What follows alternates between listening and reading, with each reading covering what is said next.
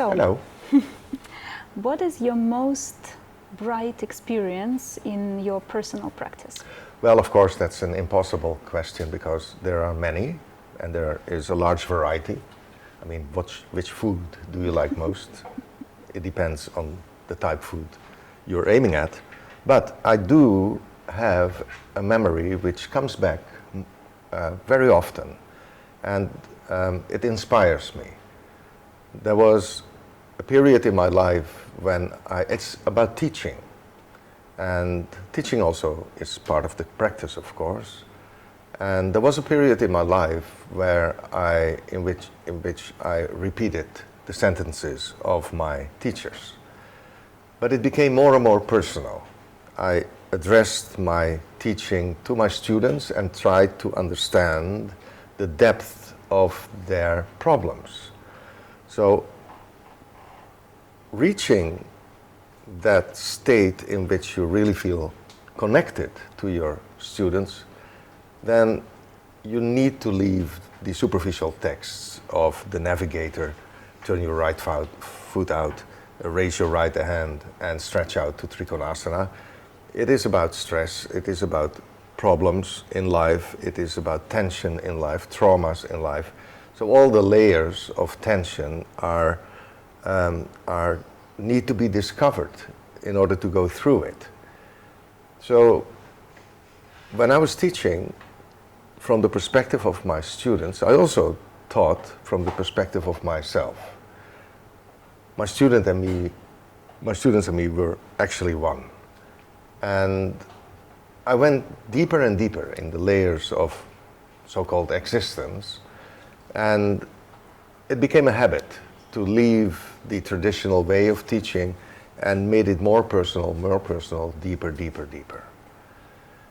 Up to when I arrived a moment that in teaching, at the end of the class, I was able to say to myself, well, this is it.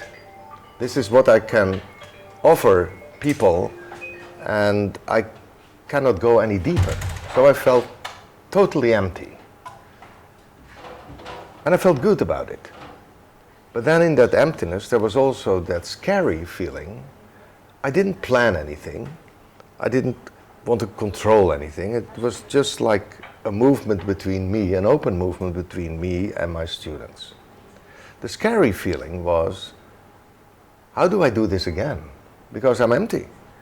And so the next class, I was a little afraid because the only alternative, in my opinion, was to become superficial. And that emptiness turned out to be a source of creativity. Because when I did it the next time without preparation, just tuned in on myself and my students, it was about another subject in my another focus in my class, but the same thing happened again. And I went to that same depth and that same emptiness, and I thought to myself, well, this is very pure. I can't repeat myself in this. And through the years, it seemed to be an endless source of, well, maybe you can call it creativity or exploring deeper layers.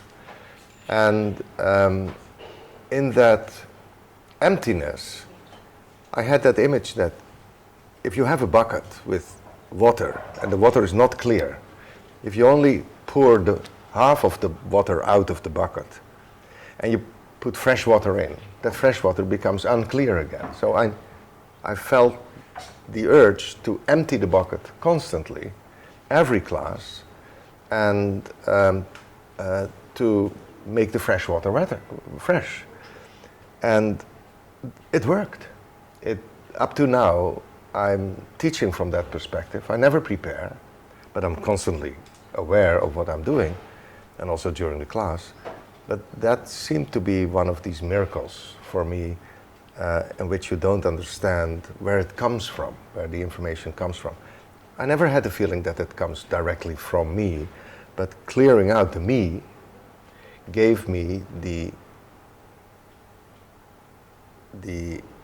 content I was looking for. and these days they call it critical alignment. I know that at some point you studied in India. Can you tell a bit more about that period? Well, actually, I started to study in India with grants from the Dutch government in order to study Indian dance. I'm also a dancer, classical Indian dancer. And the two developments went hand in hand, so they developed at the same time. When I started to do that at the early 70s, then when I started to practice yoga, it was in that area of flower power, the hippie yoga. So everybody was very explosive in their emotions, but there was no reasoning behind it. And somehow, I don't know why, but I felt attracted to why do we experience? And can it be repetitive? And can I talk about it to my students? Can I learn students how to become part of that, well, disorientated stage in which we lose our strategies, our control, and things like that, which was that huge wow feeling in the flower power period. And I went to India to study Indian dance, and that was so strict. It was almost mathematical. And so I felt very much attracted to that. Also the development of emotions, because Indian dancers are storytellers. We dance the mythology of India through gestures, body exposure or expression, facial expression. And that filled in the gap between the emotional expression and the technical underlayment to develop it. When I was in India, the teachers I met, they were not part of a movement. And that was a big advantage. One of my teachers was a Sanskritist, and up to today, he's still studying and he's reading the text, the ancient text of India, based on meditation and yoga. And he knows he's one of the 3 people in the world who can actually read these texts. So he put it out this narrow construction of being one group of yoga practitioners.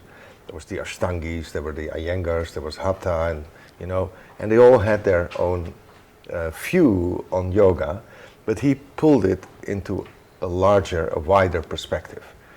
And because I was not part of a community, he was more than a community. I felt totally free to do my own research, and actually it was encouraged by him. So it became a very individual process, and because it was not led by an institution, I felt free to develop the way I developed. So the Indian part of dance helped me tremendously to understand what I was doing in yoga. And my teacher, being a Sanskritist, pulled it out of that narrow Indian tradition and put it in a much wider content. And I'm very grateful that